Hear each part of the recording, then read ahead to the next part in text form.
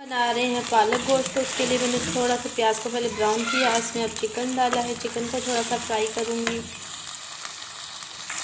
यहाँ पे मैंने अदरक लहसुन ऐड कर लिया है, तो थोड़ा सा मैं फ्राई करूँगी गोश्त के साथ। यहाँ पे जो हमारी पालक बॉयल हुई थी, जो मैंने पीस ली थी, ग्राइंड नहीं किए थे, इसको पीस है चक्की बट्टे में, अब वो डालेंगे इसमें। इसको अच्छे से फ्राई करेंगे हम। पालक ने अपना पानी छोड़ा है क्योंकि हमने इसको बॉयल किया था। और ये थोड़े से टमाटर डालेंगे मैंने। यहाँ पे मैं डालूँगी सिर्फ मिर्चें और ये कुटी हुई, थोड़ा सा नमक डालूँगी, हल्दी डालूँगी। इसको हम दम पे रखेंगे। सब कुछ डाल के इसको हमें मिक्स करना है। 1 चम्मच अदरक थी, लहसुन था, टमाटर था और अपने हस्बे ज़रूर जायके के मुताबिक मैं नमक, मिर्च और हल्दी डाली है। इसको हम दम पे लगाते हैं।